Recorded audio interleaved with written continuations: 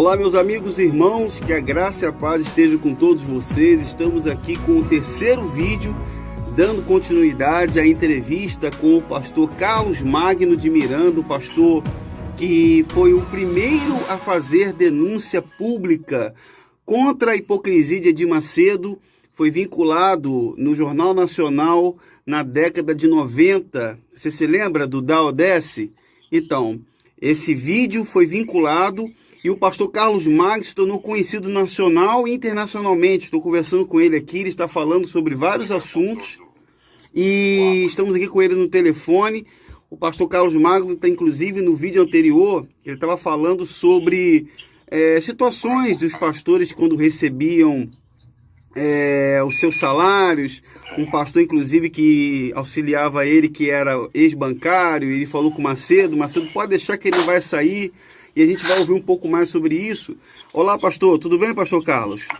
Oi, Davi, tudo bem, querido? Graça e paz. Graça e paz ao senhor também. Está sendo muito bom, eu quero agradecer ao senhor pela contribuição de estar com a gente aqui. É o terceiro vídeo que o senhor está fazendo com a gente no canal Davi Vieira. Eu convido as pessoas que não são inscritas no canal a se inscrever no canal, a deixar o like, que são os primeiros vídeos de 2021. Não tem nada melhor para se fazer a denúncia contra a hipocrisia do que falar com o primeiro que denunciou a hipocrisia da instituição.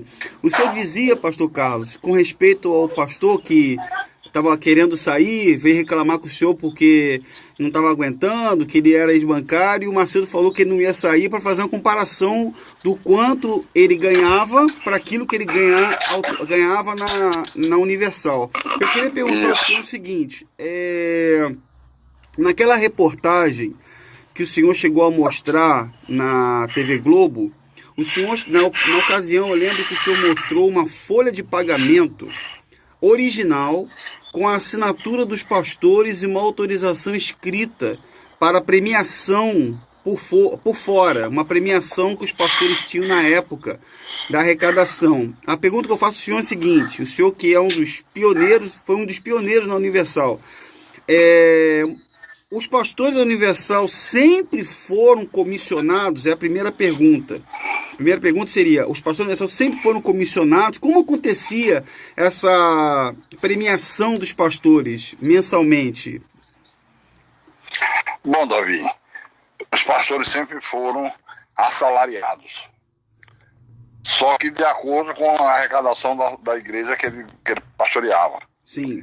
Inclusive, o Edir Macedo tinha um ranking das igrejas. Quando reunia os líderes regionais, então pegava aquele ranking e dizia: a tua igreja está em 10º lugar, tu tem que crescer, era para estar em quinto, não sei o quê. E esse ranking sempre foi usado para fazer pressão nos líderes. Ó, se não crescer, eu vou trocar. E trocar significava o cara ir para uma menor, e indo para uma menor podia perder o carro, o salário diminuir bastante e tal. Então isso fazia com que os pastores fizessem verdadeira loucura para crescer o ofertório, né? Imagino. Os chamados desafios. Imagino. Mas nunca teve premiação, não. O que houve foi uma mudança. Ele, determinada vez, nós estávamos em São Paulo, em reunião com ele, e 2 meses ele fazia reunião com os líderes dos estados. E nessa reunião ele disse: vamos mudar a remuneração dos pastores, vai ficar muito melhor. E preste atenção como o cara é um gênio do mal.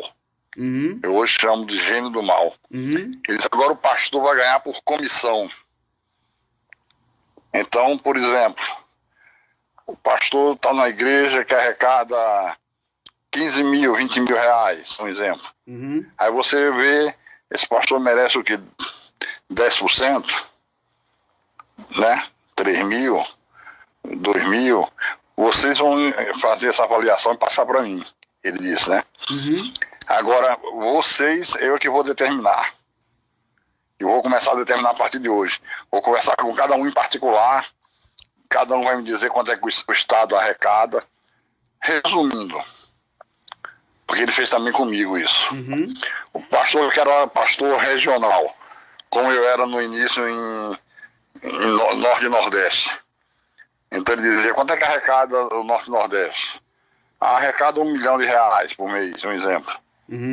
Aí ele estipulava, então tu vai tirar 3% da arrecadação, mas não era da arrecadação bruta, do que mandasse para ele. Sim. Entendeu a genialidade diabólica do cara? Entendi. Que aí obrigava o pastor a gastar menos, não ficar fazendo reforma em igreja, Sim. não ficar querendo comprar coisa. Exatamente. Que quanto menos gastasse, mais ganhava, né? Exatamente. É porque eu ia perguntar ao senhor também, aproveitando a oportunidade, não sei se o senhor vai se lembrar devido ao tempo, mas o senhor se lembra quanto correspondia o salário de um bispo ou regional da época do senhor? O senhor já falou que ele chegou a fazer esse cálculo individualmente com eles. Mas o senhor se lembra mais ou menos como que era? Olha, Davi, era na faixa, de acordo com a região que o cara administrava, era na faixa de no mínimo 150 mil. 150 mil reais. R$1.000, isso. Mas isso aí é o líder de estado, o senhor diz? Líder de região. Líder de região, já 150 mil reais. Já 150 mil. E antes, quando não tinha comissão, quando era salário que ele estipulava, por exemplo, para você tira 30, você tira 40, você tira 10, você tira 60. Quando era assim, você tinha carro por conta da igreja, podia trocar de carro todo ano, cartão de crédito liberado, gasolina liberada, telefone liberado. Então também era uma coisa monstruosa, sabe? Quando ele fez isso, eu lembro que eu fui para Fortaleza depois da reunião, e aquilo mexendo no meu, eu digo, tá errado, isso é uma coisa muito podre, o cara vai trabalhar por comissão, tal, né? Aí eu não lembro os valores que eu calculei o meu, mas eram valores estratosféricos, sabe? Aí no dia seguinte eu liguei pra ele e conversei com ele por telefone. Eu digo, isso, eu tava calculando aqui, vendo aqui quanto é que a gente envia pra aí, por mês, pô, vai dar um valor estratosférico pra mim. Eu não preciso disso não.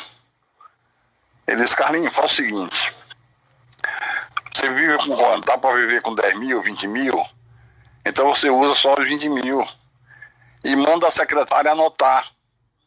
Por exemplo, vamos supor que no mês você ia arrecadar 150 mil, mas você com 20 tá bom, você diz, anota aí 130 mil, você tem um saldo de 130 mil para receber, que aí vai juntando, amanhã você quer comprar uma casa na Europa, você já tem o dinheiro. Olha aí. Tal. E eu nunca fiz essa anotação. Eu tirava o que eu tirava normalmente, e nunca me preocupei em anotar quanto tinha de saldo, quanto não tinha de saldo. Mas quando eu tomei a decisão de sair, eu saí com a mão na frente e outra atrás. Em uma ocasião, a gente passando muito sufoco, ele tentou aliciar minha mulher para sair também e me deixar sozinho, que ele dizia que se ela fizesse isso, não ia faltar casa, não ia faltar carro, não ia faltar nada para ela. E que eu sozinho, eu não ia aguentar a briga, eu ia me render. Sabe? Aí minha esposa disse pra ele, bicho, só que nós estamos sem dinheiro. Eu só lembro que o senhor mandou anotar. Ele nunca anotou, mas hoje se fosse anotar, que valor daria? Daria uma fortuna. Ele disse, Sandrinho, mas isso aí não tá na igreja, saiu da igreja, acabou. E deixou a gente mesmo, põe água. É mesmo, hein? Foi. Põe água mesmo. Eu tive que ser socorrido por pessoas amigas que iam no mercado, faziam compra. E o pior é que essas pessoas diziam, poxa, mas você não tem nada, você não tem uma casa própria. Eu digo, não acredito. Porque a imagem que você passa é que você é rico, né? Sim, o pessoal vê você num carrão, líder, aquela coisa pomposa, boa roupa, bom externo. Dá a ideia que você é um milionário.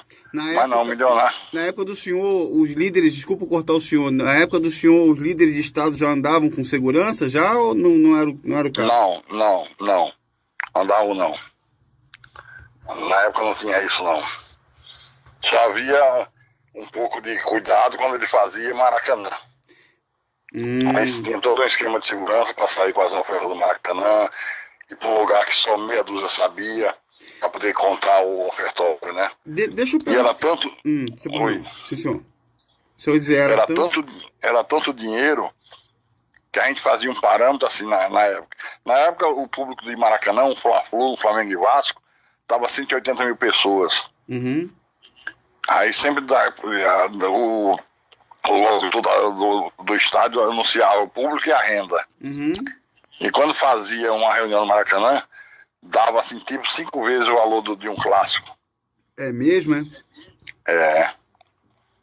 Então, mais uma pergunta que eu vou fazer ao senhor. Na verdade, uma pergunta vai ligando a outra. O senhor está falando dos episódios dos eventos. Eu ia fazer uma outra pergunta para o senhor, entrar no famoso episódio do Da Odesse, para falar um pouco sobre ele também.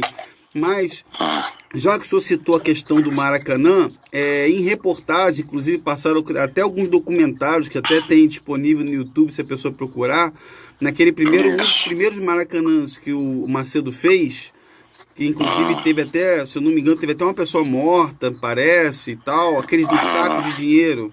Isso. Então, aquilo ali... Eu estava lá. Pois é isso que eu ia perguntar ao senhor. Eu ia perguntar ao senhor se o senhor estava lá, porque o senhor já respondeu que sim. E o Macedo hoje, a própria Universal alega que aquilo ali não era dinheiro, aquilo ali eram os pedidos misturados com dinheiro e tal. Mas os bastidores daquilo ali, depois que acabou a festa, o que aconteceu? Qual é o saldo daquela festa? Coisa que não foi divulgada pela mídia, que a mídia não teve acesso, nenhum repórter teve acesso. O que aconteceu depois da festa? Ou durante a festa, né? Que vou colocar assim a palavra, né? Não, o saldo é só o valor financeiro, que era estratosférico. Você dava 5 vezes a renda de um clássico naquela época no Maracanã. Eles saíram de lá, foram direto para onde? Para contar os valores?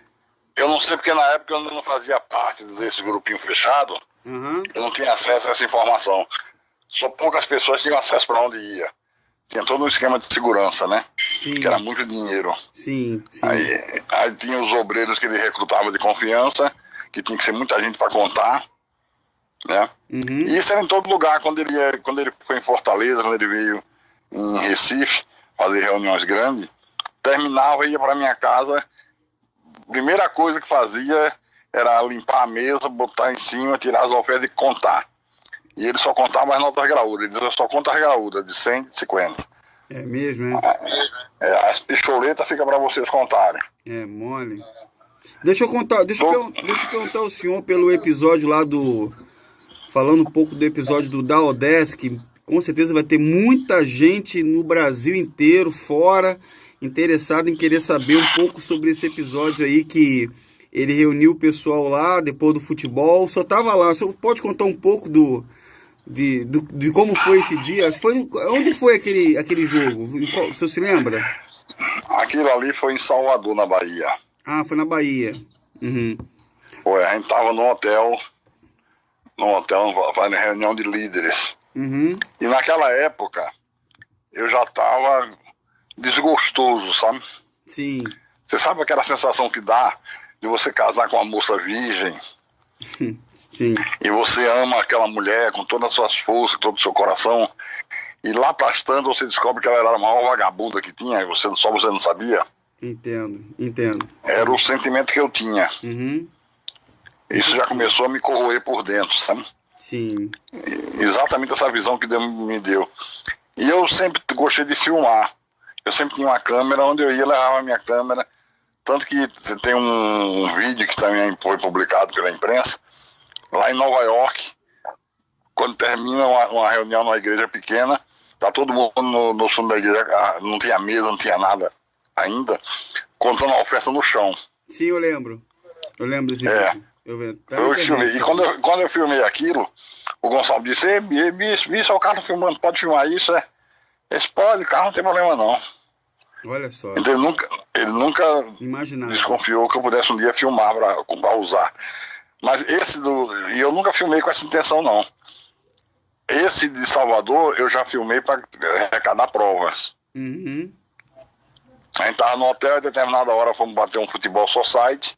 Uhum. Acabou o futebol, sentamos ali na beira do campo e ele começou a falar, como sempre, arrecadação, incentivando a arrecadada, mandando os pastores dos estados dar exemplo. O que é que você está fazendo lá que está dando certo? Aí passava para os outros faziam também. e eu tô com a câmera gravando. Gravando, todo mundo vendo. Sim, eu lembro que, se o senhor me permite, eu lembro que numa entrevista que ele deu recentemente, ele deu uma entrevista, não foi tão, não é tão recente, mas ele deu uma entrevista para o Roberto Cabrini, que agora é funcionário da Record. Ele, né, ele deu uma entrevista para o Cabrini, e não, o curioso é que a maioria dos jornalistas que fizeram reportagens na Globo contra ele, grande parte está trabalhando para ele hoje, né? Inclusive, inclusive até o saudoso Marcelo Rezende, o saudoso repórter Marcelo Rezende, fez aquela reportagem que está inclusive no vídeo da TV Globo em que o senhor está falando também, falando que ele foi até os templos da Universal, etc e tal. Bem, beleza. Aqui o Roberto Cabrini fez uma reportagem, foi no Templo de Salomão e perguntou a ele sobre o lance lá da Odessa, e ele disse que aquilo ali foi bom porque ele ficou conhecido. O que o senhor acha disso? Eu assisti. Eu assisti. Ele é muito canalha, o Edir Macedo, sabe? E eu falo isso, não é por uma mágoa pessoal dele. Não, mas sim, não, porque ele foi muito meu amigo, eu fui muito amigo dele. Sim, sim. Meu problema é espiritual. Sim, sim, sim, sim. Porque às vezes a pessoa pode dizer, parece que tem alguma mágoa, quer se vingar. Não vingar de quê? Sim. A vingança pertence ao Senhor, pertence a Deus. Exatamente. Agora, eu só me senti bem quando eu testemunhei para o mundo inteiro o que é aquilo ali. Exatamente. Eu me senti aliviado. E quando eu contei o que eu contei, tem gente que disse que eu ganhei dinheiro da Rede Globo, né? Eu não sei se teria ganho, eu não sei se teria ganho, se houvesse possibilidade, se ela pagaria. Mas não teve essa história. A Rede Globo foi Deus que colocou ela no meu caminho, porque você sabe que é difícil, né? Sim, com certeza. Ter acesso à Globo. Mas foi quando eu saí, já tinha uns 3 anos que eu tinha saído. Aí um dia eu chego no meu trabalho, que eu tinha montado uma loja em Recife, eu e minha esposa. Eu cheguei para trabalhar e comprei a revista Isto É, e tava como sempre aquelas matérias que de vez em quando a imprensa faz contra eles, né? Só que na matéria dentro tinha um quadrinho que falava, e eles perguntavam ao advogado universal, e aquele pastor lá de Fortaleza que denunciou? Aí o advogado disse, aquilo ali deu nada não, tu é um mentiroso, só fez mentir, foi desmascarado. Aí eu peguei, na mesma hora do telefone, liguei para a revista em São Paulo. Aí me identifiquei, o cara disse, vou passar pro senhor, pro diretor que fez a matéria. Eu conversei com ele, aí eu digo, olha, eu tô muito chateado porque eu não fui ouvido. Ele disse, olha, nós tentamos ouvir o senhor, mas não encontramos o senhor. Ninguém dizia ao seu endereço. E realmente, na época eu estava fora da mídia, ninguém tinha conhecimento de onde eu morava, com quem morava, onde eu estava. Até aí tudo bem. Aí ele disse, mas por que o senhor está tão zangado? O que é que houve? O que é que o senhor denunciou? Que eu comecei a contar para o cara. Aí o cara disse, mas o senhor tem prova disso? Eu digo, tenho prova, tudo documentado. Ele disse, então vamos fazer o seguinte, me dê meia hora que eu vou lhe dar uma resposta. Tá bom. Não passou nem 10 minutos, o cara ligou, já dizendo que já estava com as passagens na mão para ir para Recife, para fazer uma entrevista comigo pela revista. E no outro dia ele chegou lá em Recife, foi fazer uma entrevista simples, passou uma semana e a matéria acabou sendo a matéria de capa da Isto É. Aí onde é que entra a Globo? Quando eu estava fazendo a entrevista, eu peguei umas fitas que eu tinha e mostrei pro cara. Inclusive essa da Odessa. Aí ele disse assim, pastor, isso aí é tudo que o Brasil gostaria de ter, de ver. Porque se fala muito, mas ninguém mostra nada. Por que você não procura a Globo? Eu digo, eu não tenho conhecimento de ninguém de Globo, não. Ele disse, eu também não tenho contato com eles, não, tal. Aí ficou por isso mesmo. Aí tinha um advogado em Recife, a doutora Roberta de Abreu Lima, que eu tinha posto como advogada da Igreja Universal, e depois ela saiu. Mas ficou muito minha amiga e me deu muito apoio na época da minha saída. Então eu conversando com ela, digo, olha só, o pessoal falou isso. Aí ela disse, pastor Carlos, eu tenho uma amiga minha que é médica e ela é vizinha de Francisco José, que é o repórter daqui de Recife que fez a matéria. Sim. Muito premiado na imprensa, né? Aí ela disse, espera aí que eu vou ligar para ela. Daqui a pouco ela volta, pastor, já conversamos com ele. Tá marcado amanhã 8 horas aqui na minha casa. Traga a fita. Aí eu fui. 8 horas em ponto, Francisco José chegou. Aí conversou rapidamente. Ele disse, olha pessoal, vamos ver o que vocês têm para me mostrar. Aí fomos pra sala, ela botou a fita, o cara... Ele assistiu em 5 minutos e disse, tá bom, pode desligar, tá, para mim é suficiente. Aí disse assim, olha, eu vim porque eu sou um repórter premiado que nunca deixou de conferir uma fonte. Qualquer coisa que querem me dizer, eu vou conferir se é verdade ou se é mentira. Porque senão eu não pego a verdade. Ela acaba fugindo de mim. E por isso eu sou premiado. Ele disse, eu vim aqui porque isso é um método de trabalho que eu tenho. Mas eu não fazia fé que tivesse nada que prestasse. Para mim era mais briguinha de pastor, mas estou escandalizado com o que eu estou vendo. Aí disse para mim, pastor Carlos, que hora o senhor vai estar disponível para a gente conversar? Ele disse, hoje à tarde eu tenho uma reunião na igreja, depois da reunião, lá para as 5 horas eu estou disponível. Eu estava fazendo, na época minha igreja me chamava reunião, porque fazia o mesmo da Universal. Eu achava que a parte espiritual era certa. Hoje eu sei que não é. Sim. Aí quando eu estou terminando, ele entrou no templo, eu vi que entrou. Aí eu disse, fui atender no gabinete, esse pastor, eu tive que conversar até com o doutor Roberto Marinho. Ele, pra quê? Ele disse que amanhã tem um Globo Repórter, que é outro Globo Repórter do ano. E eu pedi a ele e ele aceitou eu fazer um Globo Repórter especial com o senhor. Eita! Para entrar no ar amanhã. Agora a gente vai ter que gravar a noite inteira, porque o pessoal já tá voando do Rio para cá, porque os equipamentos aqui de Recife são muito velhos, né? E a gente tem que ser com os nossos equipamentos do Rio. Aí eu não gostei, sabe? Eu digo, não, mas peraí, meu irmão. Você não me consultou. Você não perguntou se eu estou disposto a fazer isso. Eu não sou empregado da Globo. Eu tô cansado. Como é que eu vou ficar uma noite inteira gravando? Você decidiu por mim, pastor, pelo amor de Deus, eu botei meu emprego em jogo, de problema seu, Francisco José. E eu não vou ficar gravando isso de madrugada, não. Eu vou para casa, que eu tô cansado. Você não me consultou. Se eu tivesse me consultado, eu tivesse concordado, tudo bem, mas não houve nada disso. Aí ele ficou, rapaz, e saiu, o cara saiu furioso. Mas aí, no outro dia, de manhã, ele foi lá na loja que nós tínhamos na época, né, Francisco José. Aí o pessoal de São Francisco já tá aí. Tem que mandar ele entrar. Aí ele entrou, pastor, primeiro quero pedir desculpa ao senhor. O senhor está coberto de razão. Eu errei. Eu devia ter consultado o senhor, fazer tudo de comum acordo. Mas a culpa é minha. Então eu quero lhe pedir desculpa e tal. E saber se a gente pode gravar. Eu digo, olha, poder pode. Agora, quanto tempo vocês vão dar?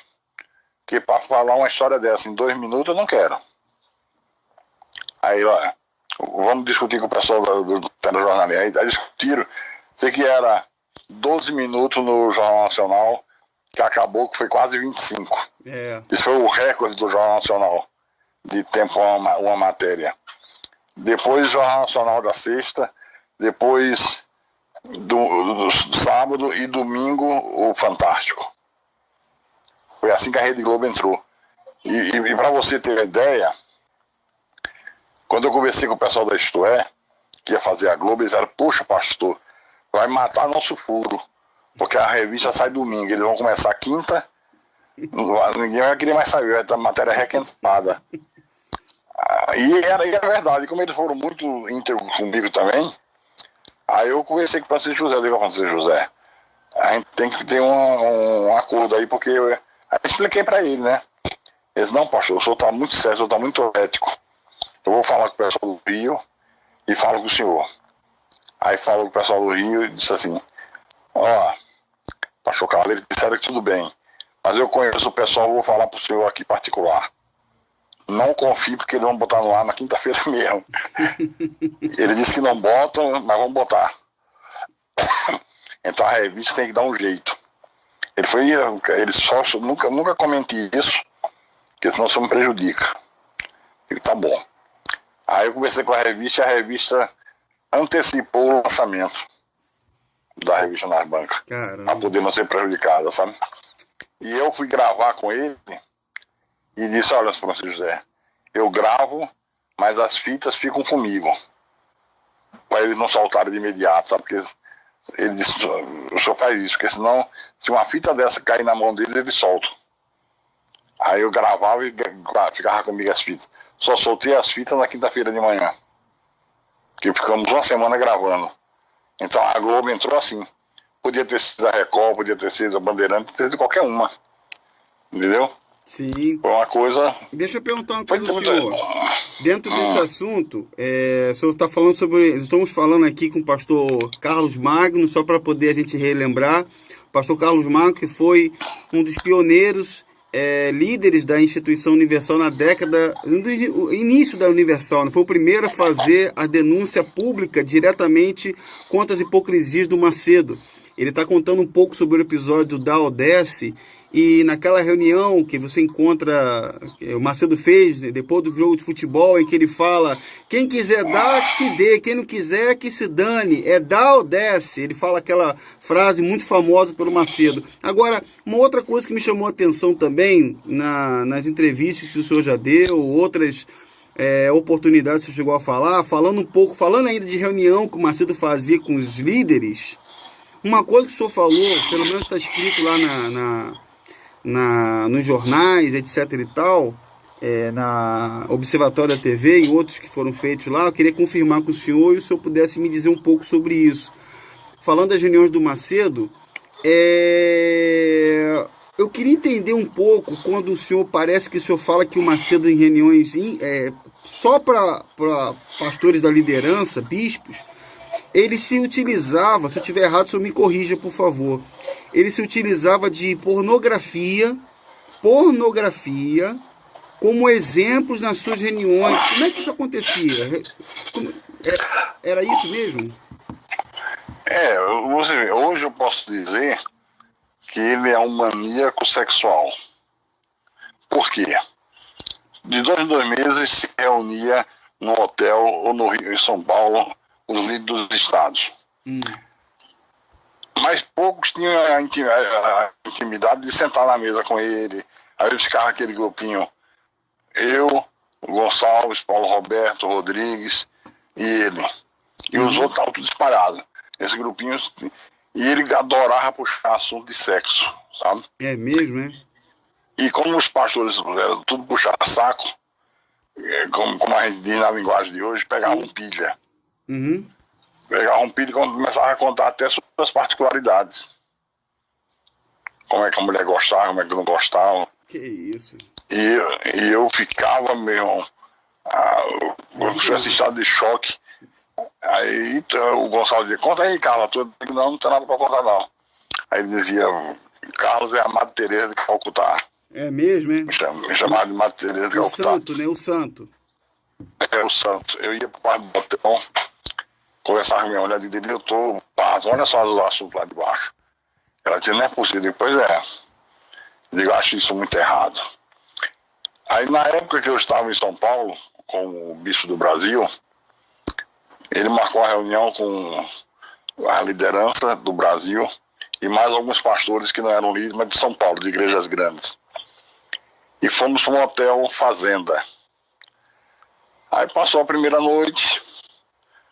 Na segunda noite ele reservou o espaço do auditório onde o hotel passava filmes, né? Aí, a determinada hora, ele primeiro falou sobre as igrejas, que é importante crescer, como sempre. O assunto é sempre esse, crescer, crescer, crescer. Ou seja, arrecadar. Aí daqui a pouco ele disse, olha, muitas esposas têm reclamado comigo que os maridos estão trabalhando muito. E quando chegam em casa só querem cama, dormir. Não dão mais nada. Está prejudicando o casamento e tal. Então eu vou dar uma ajuda hoje.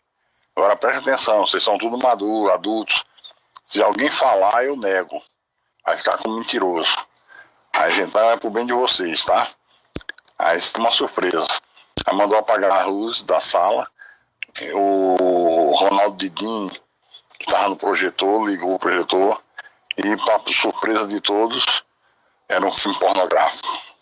Mas filme pornográfico para os bispos. Quem que estava assistindo esse filme na época, você lembra?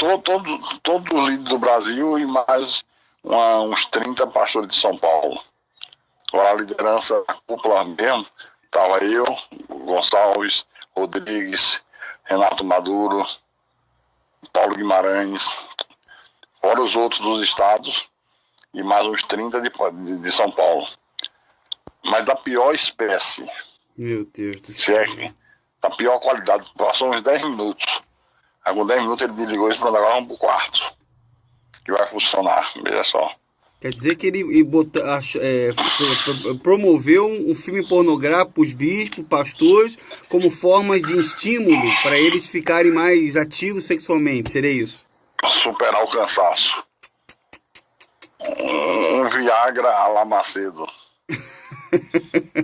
Que absurdo, hein, pastor Carlos? Que absurdo, que absurdo. Quer dizer, se for contado por outra pessoa, ou talvez se a gente viesse falando alguma coisa parecida, ninguém acreditaria. Parece uma coisa que... E quando terminou a reunião, nós fomos para casa, ele ainda estava na minha casa em São Paulo. Aí aconteceu a mesma coisa. Sentamos na cozinha, ele pediu um café, eu servi o café. Eu com aquilo me corroendo por dentro, né? Uhum. Aí eu disse, bicho, vou falar uma coisa com o senhor aqui. Eu espero que o senhor não erra mal, mas eu acho que vai ser por seu bem. Ele diga. Eu disse para ele assim, nós vemos o senhor como se fosse Jesus, e nós somos os discípulos. Aí eu pergunto ao senhor, o senhor acha que Jesus em algum momento faria o que o senhor fez ontem? Aí ele ficou olhando para mim assim, sabe? Ficou calado, meditando. Eu digo, porque o que veio na minha memória foi isso. Será que Jesus faria isso? Ele disse, puxa, é mesmo, você tem razão. Acho que eu passei do ponto. Eu digo, com certeza. E para minha surpresa foi ele ter reconhecido, né? É. Porque ele já tinha dado ordem para que fosse feito isso nos estados todos. É, porque praticamente pelos outros vídeos que a gente gravou aqui, anterior, a prática do engano e da mentira, tanto na questão dos milagres, como na questão da arrecadação, da forma como era feita a arrecadação, o líder fazia, repassava para os demais, que ia passando para os outros. E com certeza, daqui a pouco eu ia ter pastor em igreja botando para os obreiros, casal de obreiro ver. Pois é. Daqui a pouco ia ter isso. Exatamente isso. Então, é o que se entende, né? O que se entende. E acabou que ele demonstrou ter se arrependido ali, mas depois eu constatei que não. Continuou a ordem para passar nos estados. É mesmo, hein? E foi feito nos estados. Só não foi feito onde eu estava como pastor líder. Porque eu não tive essa coragem. Eu não tinha coragem de fazer um negócio desse de jeito nenhum. De maneira nenhuma. Mesmo antes de ser pastor. Deixa eu citar entrar numa questão aqui, mudando um pouco o foco da questão da pornografia, que o Edir Macedo mostrou para os regionais bispos. Eu queria falar um pouco sobre o que aconteceu 2 anos depois, porque a gente estava falando no início do vídeo sobre o episódio do Dow 10. Se eu não me engano, se eu estiver errado, o senhor me corrija, 2 anos depois que aconteceu essa reunião na Bahia, lá esse lamentável episódio aí que foi gravado, graças a Deus que foi a público, 2 anos depois, em 1992, o Macedo foi preso. Se eu estiver errado, o senhor me corrija. Eu acho que foi, se eu não me engano, foi em 90, aí em 95 o senhor divulgou, foi divulgado pela TV Globo em dezembro de 95, se estiver errado, o senhor me corrija, que inclusive o repórter Francisco falou que esse vídeo foi de 5 anos atrás, então era de 90 e 92 o Macedo foi preso. Foi isso mesmo, pastor? Olha, eu não sei com precisão a data. Uhum. Eu sou muito ruim de guardar datas. Eu tô vendo aqui. Eu tô indo aqui por uma linha de raciocínio, porque a reportagem foi vinculada, pelo menos é o que se mostra, em dezembro de 95. O repórter falou que o vídeo tinha sido de 5 anos antes. Então era de 90. Só que o Macedo foi preso em 92. Então, quando ele foi preso, eu já tinha saído. O senhor já tinha saído. Ah, tá. Eu ia perguntar ao senhor justamente isso. Eu ia perguntar ao senhor, a primeira pergunta seria se quando ele foi preso, o senhor ainda estava ainda na Universal e se o senhor tinha ido visitar ele, por exemplo, se o senhor estivesse lá, não sei. Porque a pergunta seria essa, né? Se o senhor estivesse na Universal, o senhor tinha ido visitar ele preso, que foi 2 anos depois daquilo ali. Não, quando o Macedo foi preso, o senhor já não estava mais? Não, já não estava mais. É verdade, sim, é verdade. Tá, não, ia acontecer uma coisa interessantíssima. Sim, senhor. Eu fui a São Paulo, de São Paulo, deixa eu lembrar aqui agora para minha memória não falhar. Uhum. Eu fui a São Paulo, já lembrei. Eu fui a São Paulo para ver se eu conseguia tirar um passaporte, um visto, para uma viagem aos Estados Unidos via Israel via Estados Unidos. Sim. Que eu ia aproveitar para fazer compra para a loja. Uhum. E teve uma pessoa que em Recife uma vez me negaram o visto. O consulado negou, sabe? Aí eu fui para tentar vir a São Paulo, não consegui. E foi nesse período que ele estava preso. Aí esse advogado que estava tentando resolver essa minha pendência, ele tinha sido também advogado da Universal. Aí ele perguntou se eu guardava mágoa. Eu digo, não, mágoa de jeito nenhum. Ele disse, por que você não faz uma visita a ele, já que ele está preso? Ele quis me testar, sabe? Sim. Eu digo, eu faria sem problema nenhum. Aí ele disse, doutor Trevisan, disse assim, pois nós estamos aqui a 50 metros da delegacia. Eu digo, é mesmo, ele disse, quer ir lá falar com ele? Eu digo, não, é muita mão de obra, os caras sabem nem quem eu sou. Ele disse, não, mas eu consigo, chegando lá para o delegado, a gente consegue. Eu digo, por mim, eu não tenho problema nenhum. Aí ele me levou. Aí quando eu cheguei lá, a primeira pessoa que estava na frente foi a esposa dele, a Esther. Aí me cumprimentou, tudo bem e tal. Veio visitar o Edir, eu digo, porque o televisão falou se eu queria vir. Na verdade, o cara queria me testar, que ele não era de igreja.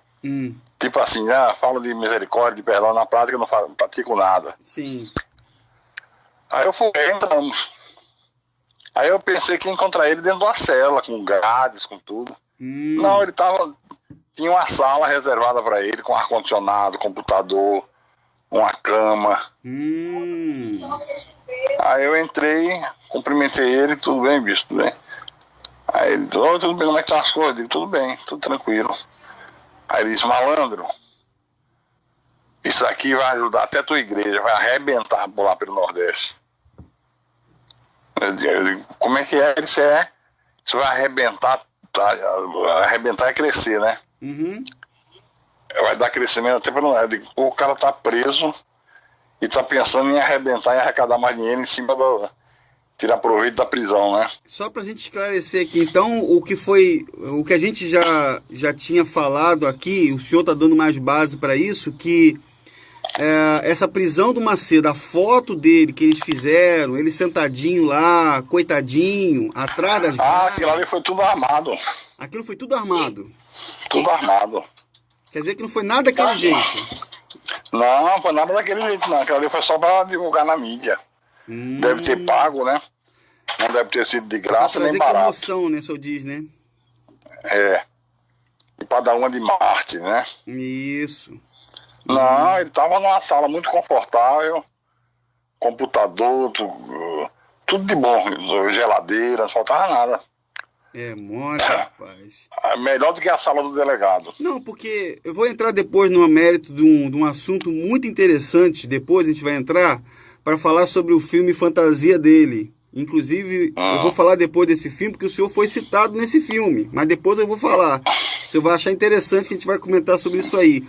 Mas eu queria falar um pouco aqui, voltando um pouquinho, dentro desse mesmo assunto, voltando à questão lá para a gente não sair desse contexto do vídeo, desse vídeo, antes que ele acabe o tempo, sobre o episódio das fitas, quando foram divulgadas. Depois a gente vai entrar nesses outros assuntos, para a gente não sair da linha de raciocínio, mas o Gonçalves, o Bispo Gonçalves, ele escreveu, não sei qual foi a data, mas se não me engano foi na década de 90, ele escreveu um livro, depois que as fitas vieram ao ar, que a TV Globo fez a divulgação, um livro chamado Lágrimas de Perdão. Ele fez esse livro onde ele se julga perseguido de forma implacável pela TV Globo, devido à série de reportagens que foram feitas na época e as imagens que foram vazadas, inclusive imagens que mostram ele no corredor de um hotel, se não me engano, só me confirma isso, um hotel 5 estrelas, eu acho que foi em Jerusalém, se não me engano. Foi eu que filmei. Foi o senhor que filmou. Foi o senhor que filmou, onde ele tá até ameaçando tirar a roupa lá. O que o senhor acha disso? Tava ele, tava o filho do Vieira Labrovita, tava a dona Vera, minha esposa, e a esposa do Gonçalves. Quer dizer, não, então, mas ele fez esse livro, tipo assim, me chegaram, eu lembro até que no programa da Record, que tinha o chamado 25ª Hora, ele chegou a dizer que estavam chamando ele até de homossexual e tudo, na época, que ele foi taxado e tal, que por conta daquele vídeo lá, daquelas brincadeiras que tava fazendo lá, né, que julga ele brincadeira lá, até o repórter perguntou ao senhor, quem é esse aí? Aí o senhor falou, é o Bispo Gonçalves. Só o Bispo Gonçalves que tá aí, ó, fazendo essa... Foi eu que filmei. Foi o senhor que filmou, né? Foi eu que filmei. Foi onde aquele vídeo? O senhor se lembra? Foi em Jerusalém. Em Jerusalém. Jerusalém. Quer dizer, então, eu pergunto ao senhor porque eu me lembrei dessa ocasião e ainda falando eu queria complementar, ainda falando do Bispo Gonçalves, eu quero entrar num outro assunto, mas esse assunto é um assunto muito polêmico, é um assunto muito delicado, que eu queria deixar para o próximo vídeo para falar sobre aquela convocação que o senhor recebeu para a missão especial na Colômbia. A missão especial na Colômbia. Eu queria poder deixar para o próximo vídeo e perguntar ao senhor se o senhor poderia falar com a gente no próximo vídeo sobre esse assunto. Com certeza, sem problemas. Então legal, pastor. Então, olha, vou interromper por aqui, porque nós estamos no nosso terceiro vídeo, falando aqui com o pastor Carlos Magno sobre as denúncias que foram feitas na década de 90 contra a liderança, pelo menos contra a hipocrisia da liderança da instituição. São os primeiros vídeos do canal Davi Vieira do ano de 2021, contra a hipocrisia. Se você não é inscrito no canal, se inscreva, deixe seu like, e no próximo vídeo a coisa vai ficar mais quente ainda. Pode ter certeza que você vai ouvir coisas fortes. Se prepare, tá bom? Um grande abraço e até o próximo vídeo. Tchau, pessoal.